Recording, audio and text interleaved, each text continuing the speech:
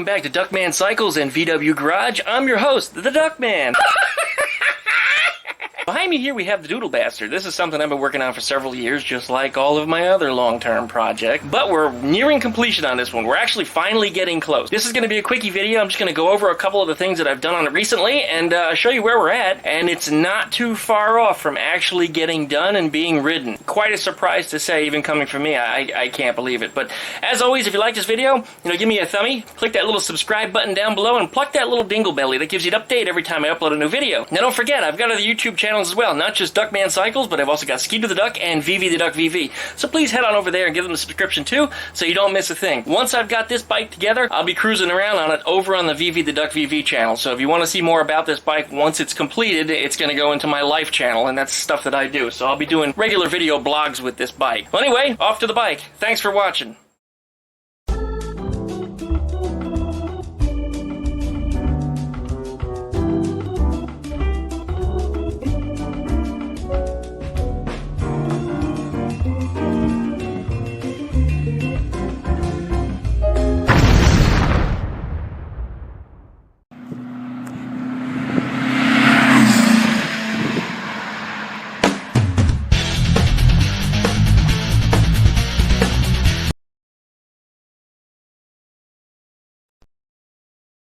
Okay, the first thing you probably notice when you look at the bike is there's not a whole ton of wires spewed out over the side of it. And that's because I went through and did a bunch of cable management and got a bunch of things sorted out. I removed some of the extra wires that I didn't need. There were a lot of things that were duplicates and a lot of things that were meant for running lights and such. And because we don't have lights on this bike, and I probably won't ever put lights on this bike, there was no reason to have those wires, so it was time to just clippy and get rid of them. The only thing that's there now is for the electronic ignition, the voltage regulator, and the electric starter. And this bike didn't have to have an electric starter, but the mechanical starter over on the side, the kickstarter, if you will, has been stripped out, so I have to use the electrical starter. The previous owner of this engine, after I sold it to him, if you're just tuning to this channel for the first time, this engine actually comes out of my mini chopper that has probably about 1 million views on it right now. It's one of my most popular videos I've ever put up.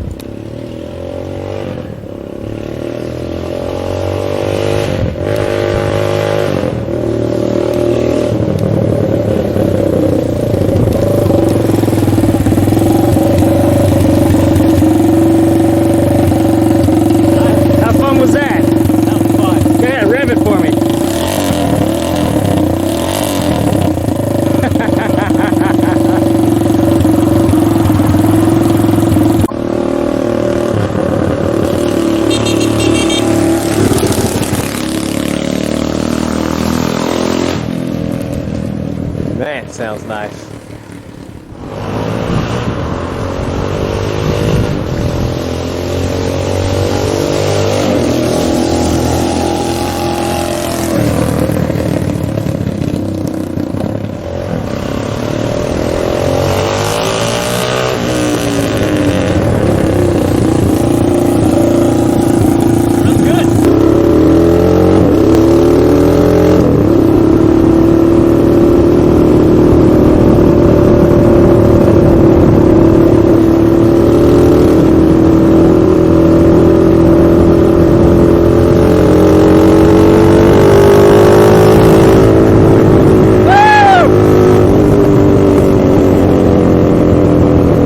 Chopper actually got sold to a guy, and a few months later he blew up the engine, and he bought the orange one that I had also from me. So he wanted me to pull the orange engine out and put it into the blue bike, and as payment he gave me the broken engine.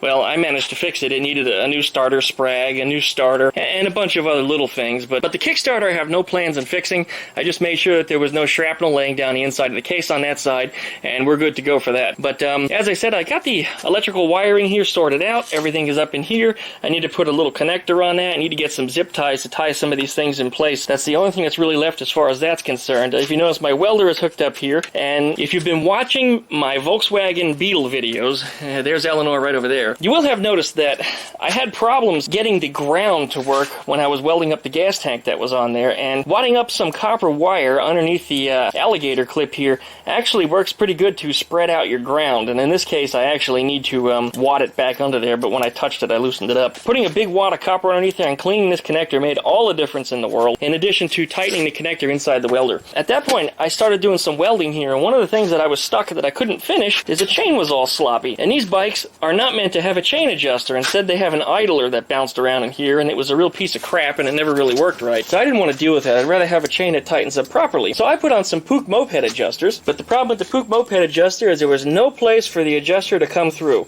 Now this is just a threaded shaft through a little eye hole that goes around the axle and pulls the axle backwards. So just like the Pook design, I'm able to tighten the nut here and pull it through, but there was no receptacle for that little thing to go through. So what I did was I notched a piece of the frame here, and I put a little piece of tubing in it. You know, it wasn't a big deal, it was just a piece like that.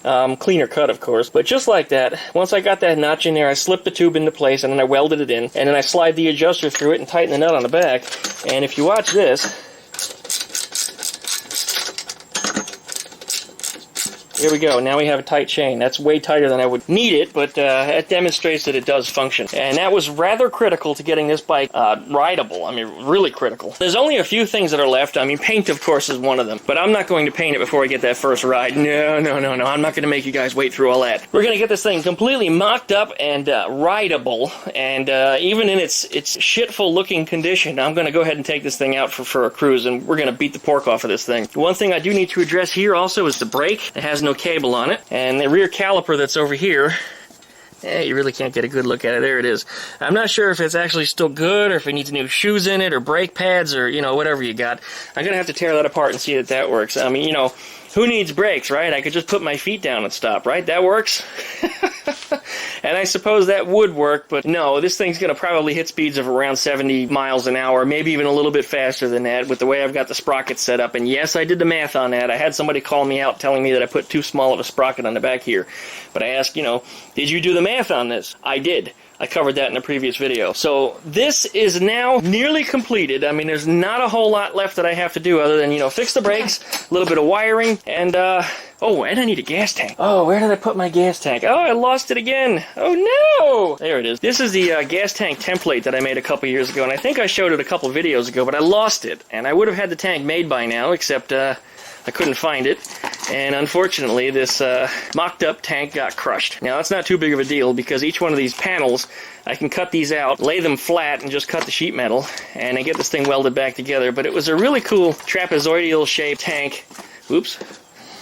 That's supposed to go right up here, and it lends itself really well to the shape of the bike. You know, it actually looks pretty cool, so I need to make one of those too. And I got a little bit of a concern though, because when I ran this bike, even only had it running for a couple minutes, the frame got really hot. So I'm probably going to have to put some type of rubber insulators or something underneath that gas tank, because I don't need the gas boiling off from the heat. I'll also probably have to put some kind of insulator on the bottom of it to stop the heat from soaking into the bottom of the tank. That's one of those things I'm glad I noticed, but while I was running, and I only ran it for a few minutes, I just leaned on it, put my arm here, and it scalded the shit out of me. I mean, it was hot. So yeah, it's definitely going to need some type of insulating from the frame, and something between the air and the tank, because there's going to be a lot of heat blowing off of that engine. So anyway, that's the DoodleBastard, and there's where I'm at. Like I said, I'm nearing completion on this thing. There's not a whole lot left that I have to do to it, and I thank you guys for sticking with me over all these years. I mean, it really has been a long process, and there's been a lot of things that I've had to do. And, you know, you guys really don't care about my personal life and how it's affected this bike, but let's just say I've been through a lot of stuff. A lot of stuff, and my life is a lot better now because of it. So, like always, please give me a thumbs up on this video. Go ahead and subscribe. Pluck that little dingle belly there next to the subscribe button. That'll give you an update every time that I put up a new video. And please leave a comment. Let me know what you think about this bike. This thing doesn't get a whole lot of views when I put up an update on this thing, so I want to know who's watching. Comment, please. Let's hear from you. And always check out my Duckman Cycles Facebook group page. Hop on up to Facebook and type in Duckman Cycles, and you'll find it there. I've also got a company page too for Duckman Cycles, but the group page is where you want to be, where we can discuss this project or your project. Post pictures of what you got. Post pictures of things you think are cool. Post pictures of chicks. You know, hey, probably shouldn't do that. There's ladies on there too, but then again, if the ladies are watching my stuff, they probably like the ladies just the same as we do. So thanks for everybody who's watching. I really appreciate it, you guys, and thank you for sticking around. Till next time.